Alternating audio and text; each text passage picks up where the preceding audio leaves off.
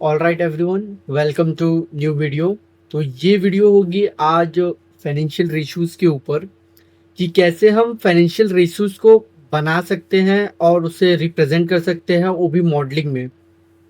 तो इसमें मैंने कुछ एक जैसे बुलेट पॉइंट जैसे मैंने हाईलाइट किया हूँ कि प्रॉफिटेबिलिटी रेशूज़ में ये रेशूज़ आते हैं, और जो भी इंसॉल्वेंसी रेशूज़ हैं या फिर सॉल्वेंसी रेशूज़ हैं, इसमें कौन-कौन से रेशूज़ आते हैं, ये सब मैंने एकदम डिटेल में ऐड किया हूँ। तो आप थोड़ा-सा जो है इस पे थोड़ा ध्यान देना, और मैं एक्सेल शीट पे आपको ये समझाऊँगा कि कैसे हम इसको बहुत ईज़िली परफ़ॉर्म कर सकते हैं। और पहली चीज़ की जो पुरानी वीडियो थी, उसमें एक मिस्टेक हो गई थी हमसे कि हमने जो फ़ोरकास्टिंग में हमने टेबल क्रिएट नहीं किया था। तो काफ़ी लोगों ने उस चीज़ के बारे में मुझे कहा, लेकिन जो टेबल है आप अपने हिसाब से कस्टमाइज़ कर सकते हैं, उसमें कुछ वो नहीं रहता है। तो इस वीडियो में पहले हम तो फाइनेंशियल रेशूज़ के बारे में जान लेते हैं। फाइनेंशियल रेशूज़ में सबसे पहला जो आता है, वो होता है हमारा प्रॉफिटेबिलिटी रेशो। फिर आता है हमारा ग्रोथ मैट्रिक्स, जैसा मैंने बताया कि बुलेट पॉइंट के थ्रू मैंने हाईलाइट किया हूँ उस चीज़ को। फिर उसके बाद है हमारा लिक्विडिटी रेशोज़ और लेवरेज। फिर एक और आएगा जिसमें हम इफिशिएंसी रेशो और वैल्यूएशन रेशोज़ को कवर करेंगे। तो उसमें सारे के सारे रेशोज़ मैंने कवर किया हूँ, और आपको बहुत हेल्प मिलेगी इस वीडियो से। आपको बहुत ईज़ी अंडरस्टैंडिंग हो जाएगी रेशोज़ के ऊपर। तो आइए इस चीज़ को चालू करते हैं। हम आ चुके हैं अपने एक्सेल शीट पे, और मैं फिर से वही एग्जिस्टिंग डेटा को चालू कर लूँगा। एक कॉलम ऐड करूँगा। अब यहाँ पे जो रहेगा वो होगा हमारा financial ratios. Financial ratios, okay. All WVG हम अपने सेम प्रोसेस को फॉलो करेंगे। अब यहाँ पे सबसे जो ऊपर का हम हेडलाइन देंगे वो होगा प्रॉफिटेबिलिटी।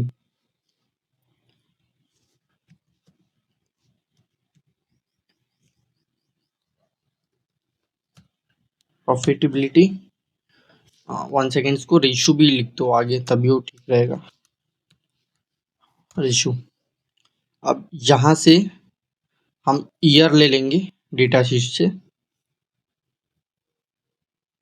डेटा शीट से हमने ईयर ले लिया है, इसको सिंपली जो है ड्रैग कर दो। अब इसका फॉर्मेट सही नहीं है, तो इसको सबसे पहले फॉर्मेट को कस्टमाइज करेंगे। $MM और $Y ले लेना, ताकि जैसा हमें चाहिए सेम वैसा आ जाए। अब यहाँ से सिंपली इसको मैं इसकी विड्थ जो है इसकी बड़ी कर दूंगा। यहाँ पे सिंपल सेम कलर, और जो है हमारा सेम टेक्सचर कलर जो अभी तक हम यूज़ कर रहे हैं उसी को ले लेंगे। तो जो प्रॉफिटेबिलिटी रेशियोज होंगे हमारे, वो क्या क्या होंगे? सबसे पहले आएगा हमारा ग्रॉस प्रॉफिट, फिर है एबिटा प्रॉफिट, या ग्रोथ ले लो मेरे हिसाब से। तो एक काम करो, सबसे पहले मार्जिन ऐड कर देते हैं, फिर उसके बाद हम लोग बाकी प्रोसेस पे ध्यान देंगे। मार्जिन, फिर उसके बाद आएगा हमारा ऑपरेटिंग मार्जिन, सिंपल, और उसके बाद है हमारा net profit, net profit margin. फिर आएगा हमारा रिटर्न ऑन असेट, जो कि है हमारा ROA। फिर है रिटर्न ऑन इक्विटी, जो कि होगी हमारी ROE। फिर है return on capital employed,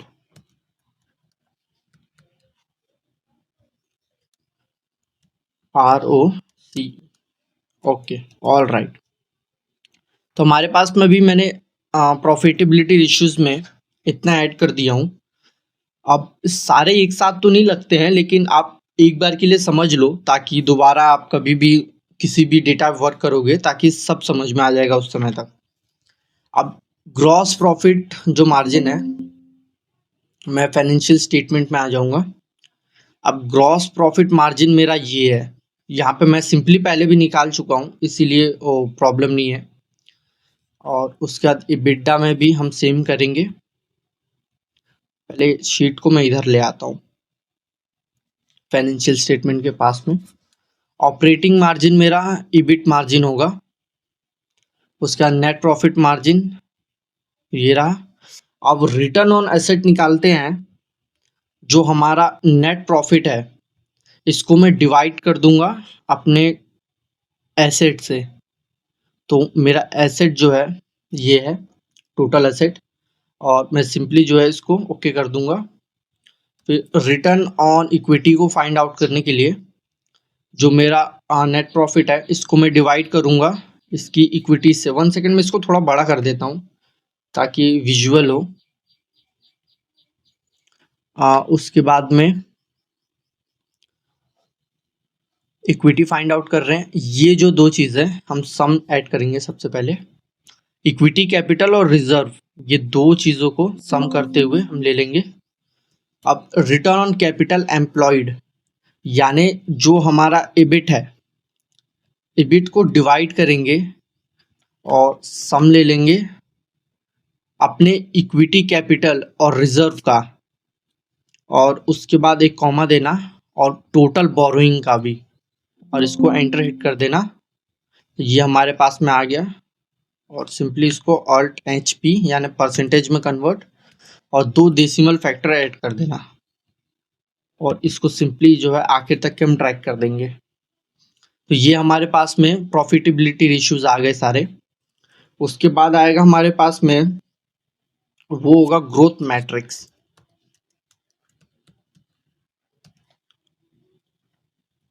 simply जो है हम इसको कॉपी करेंगे, नीचे आकर के control V as a value paste कर देंगे। ऊपर आकर के इनका फॉर्मेट भी कॉपी कर लेंगे, रेलो का फॉर्मेट भी पेस्ट कर दो। अब यहाँ से तो करेंगे ग्रोथ मैट्रिक्स। अब यहाँ पे सबसे पहले होगा वो होगा सेल्स ग्रोथ। फिर आएगा मेरा EBITDA ग्रोथ। फिर आएगा मेरा EBIT growth. 1 second, EBIT growth. उसके बाद है नेट प्रॉफिट ग्रोथ। फिर है हमारा EPS ग्रोथ, यानी अर्निंग पर शेयर जो है उसका हम ग्रोथ निकालेंगे इसमें भी। यहाँ पे सेल्स ग्रोथ जो है, अब रेवेन्यू का जो ग्रोथ है ईयर ऑन ईयर हमने निकाला भी था, लेकिन हम इसमें फाइंड आउट कर लेंगे सिंपल। 1 सेकेंड, -1 ऐड करना। फिर EBITDA में ये है, और उसके बाद में हम प्रीवियस ईयर भी काउंट करेंगे, -1। फिर EBIT में भी इसी के साथ ऐसे ही सेम, क्योंकि हमें ग्रोथ फाइंड आउट करना है। सिंपल है, कंट्रोल ओके। नेट प्रॉफिट के लिए नीचे आ जाओ, नेट प्रॉफिट को डिवाइड कर देंगे -1। EPS जो है इसको भी मैं सिंपली यहाँ से डिवाइड कर दूंगा, कंट्रोल 1 ओके। अब मैं इसको सिंपल जो है ड्रैग कर दूंगा, Alt HP Alt N0 okay. ये हमारा ग्रोथ मैट्रिक्स भी हो गया। उसके बाद आएगा हमारा लिक्विडिटी रेशियोज।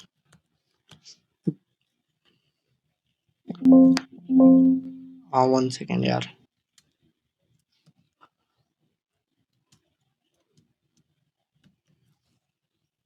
इसको पेस्ट कर देना ऐसे ही सिंपल।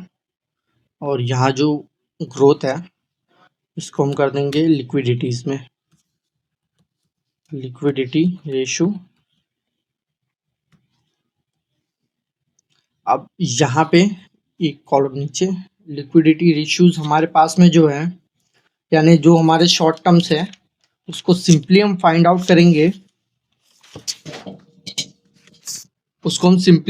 करेंगे। वो होगा हमारा करेंट रेशियो, फिर उसके बाद होगा क्विक रेशियो, और लास्ट में होगा हमारे पास में कैश रेशियो। यहाँ पे करेंट के लिए हम सिंपली फाइनेंशियल स्टेटमेंट में आकर के जो हमारा करेंट असेट होगा, यानी कि ये, इसको मैं डिवाइड कर दूंगा अपने करेंट लाइबिलिटीज से, मेरे पास में एक वैल्यू आ जाएगी। और क्विक रेशियोज के लिए सिमिलर है थोड़ा सा, करेंट असेट जो है इसको डिवाइड करूंगा करेंट असेट्स को मैं माइनस करूंगा करेंट लाइबिलिटीज से, और इसको सिंपली पहले ब्रैकेट में कर देंगे और इसको डिवाइड कर दूंगा मेरे करेंट लाइबिलिटीज से, सिंपल। उसके बाद में जो हमारा कैश रेशियो होगा उसको हम करेंगे, जो हमारा कैश इक्विवेलेंट है ये ले लूंगा मैं, इसको डिवाइड कर दूंगा करेंट लाइबिलिटीज से। अब सिंपली इसको जो है ड्रैग डाउन कर दो, फिर alt H P, alt H zero, alt H zero. अब यहाँ पे सिंपल थोड़ा सा नीचे आ जाओ और इधर ऐड करेंगे हम लेवरेज रेशियोज को। अरे यार, वो सेम फॉर्मेट पहले कॉपी करना चाहिए, चलो कोई बात नहीं। तो इधर आ जाएगा हमारे पास में लेवरेज रेशियोज, फिर इसमें है हमारा सबसे पहले डेट टू इक्विटी, फिर उसके बाद है हमारा इंटरेस्ट कवरेज रेशियो, फिर उसके बाद है debt to asset, debt to asset ratio, फिर उसके बाद है हमारा net debt to EBITDA, simple. अब यहाँ डेट टू इक्विटी के लिए जो हमारा डेट है उसको डिवाइड कर देंगे सिंपल इक्विटी से। तो मेरा जो डेट है, यानी जो मेरी बोरोइंग है, इसको मैं डिवाइड कर रहा हूँ सम लेकर के अपने इक्विटी, कैपिटल और रिजर्व से। तो हमारे पास में एक वैल्यू आ जाएगी। इंटरेस्ट कवरेज रेशियोज के लिए हमारा जो इबिटा है इसको डिवाइड कर देना, जो भी हम इंटरेस्ट क्या कह सकते हैं, जो पे कर रहे हैं हम लोग इंटरेस्ट। उसके बाद में डेट टू असेट के लिए ये हमारा डेट है और हमारा असेट ये रहा। फिर उसके बाद नेट डेट, यानी हम अपने जो है लोन्स में से जो हमारी पूरे डेट है इसमें से हम माइनस करेंगे अपने कैश को। इसको मैं सिंपली इसमें कर देता हूँ और डिवाइड कर दूंगा मैं इबिटा से, ये रहा इबिटा। ओके, हमारे पास में आ जाएगा और इसको सिंपली जो है आखिर तक के ड्रैग डाउन कर दूंगा। फिर से इसको परसेंटेज में हम कन्वर्ट कर देंगे, और ये जो है इंटरेस्ट कवरेज, इसको एज अ परसेंटेज नहीं, इसको हम ऐड करेंगे एक्स वैल्यू में। हाँ, एक्स वैल्यू में हम इसको ऐड कर देंगे। उसके बाद इसको कॉपी करो और फिर से नीचे, फिर उसके बाद है इफिशिएंट रेशियो, फिर इफिशिएंट रेशियोज में सबसे पहला है हमारा, वो होगा असेट। 1 सेकेंड, थोड़ा नीचे कर लूँ। Asset turnover ratio. फिर उसके बाद है इन्वेंट्री टर्नओवर रेशियो। फिर नेक्स्ट आएगा हमारे पास में, वो हो जाएगा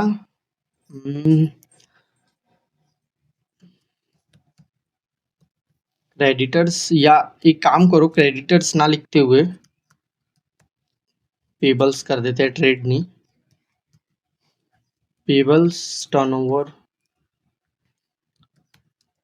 रेशियो। फिर उसके बाद है हमारा रिसीवल्स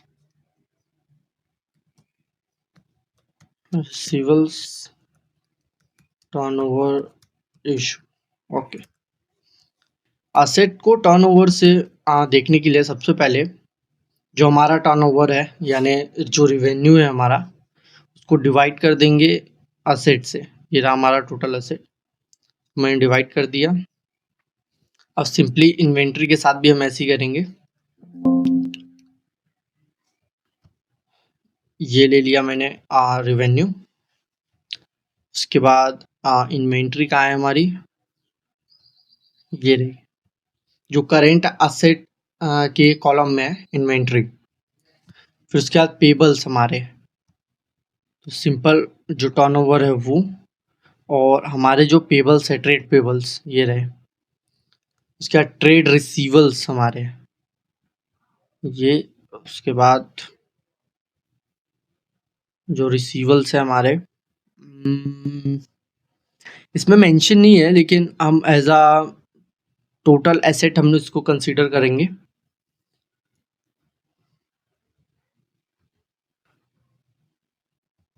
सिंपल है, इसको ड्रैग कर दो,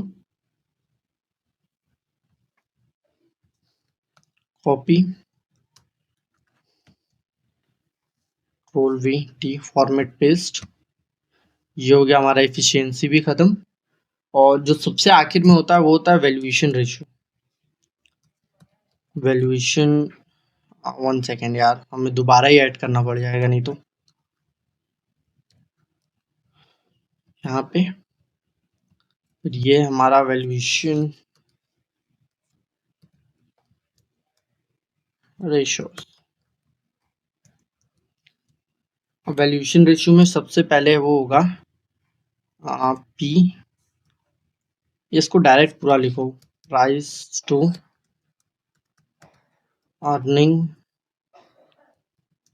रेशियो। फिर उसके बाद है EV divide by sales, EV divided bye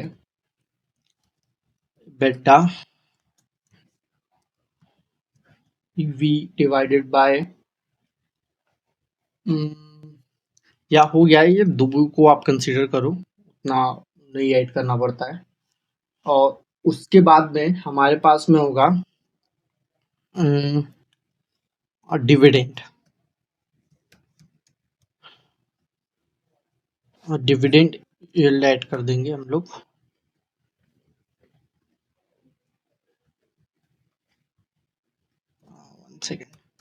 dividend yield, okay.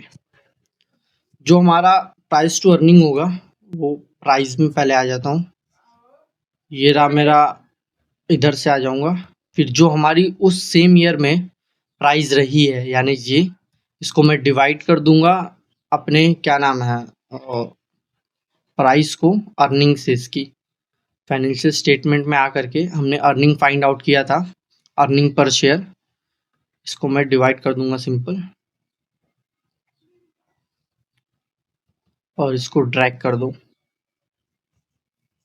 और ईवी यानी एंटरप्राइज वैल्यू, जब हम क्या कह सकते हैं, सम ले लेता हूँ पहले, जब हम अपने इक्विटी को और जब टोटल हम डेट को प्लस कर देते हैं, तो वो होता है हमारा एंटरप्राइज वैल्यू। अब जो एंटरप्राइज वैल्यू है, इसको हम डिवाइड कर रहे हैं अपने सेल्स से। ओके, अब सेम इसको भी हम दोबारा से करेंगे। सम, ये दोनों ऐड किया और उसके बाद बोरोइंग, फिर उसके बाद डिवाइडेड बाय एबिडा, ये रहा। ओके, उसके बाद डिविडेंड यील्ड के लिए हम जो हमारा सबसे पहले तो एक एवरेज लेना पड़ेगा हमें।